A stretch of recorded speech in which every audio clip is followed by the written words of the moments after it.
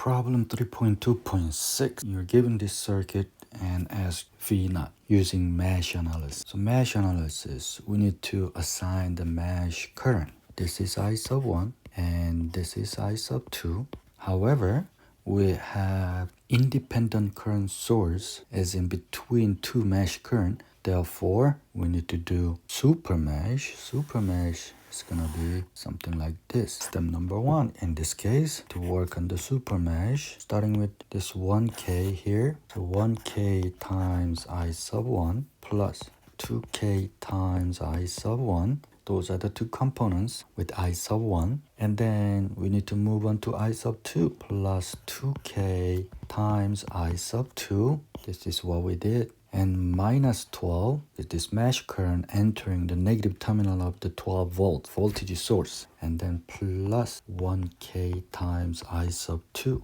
equals 0. So let's simplify this. Collect all the I1 terms together and I2 terms together and move this negative 12 right hand side of the equal sign.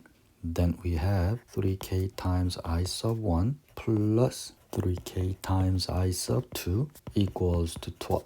That's our first equation. Now we need to get the second equation where KCL at the current source node 1. So step number 2, KCL at node 1 entering I sub 1 equals leaving I sub 2 plus 2 milliamp. And I'm gonna move I sub 2 to the left hand side. Then we have I sub 1 minus I sub 2 equals 2 milliamp. Trying to match up with similar format of the equation 1, can multiply 3K everywhere. Then we have 3K I sub 1 minus 3K I sub 2 equals 6. That's the second equation. In order to find the V naught right there, we need to know I sub 2, right? I sub 2 times 1K equals to V naught. So we need to find I sub 2.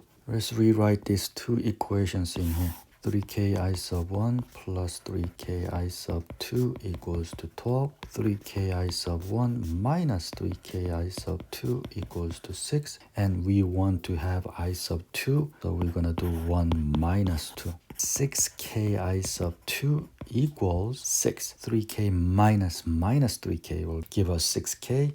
And 12 minus 6 is 6. So I sub 2 equals 1 milliamp. For I sub 2 is 1 milliamp, V sub naught equals 1 milliamp times V equals to IR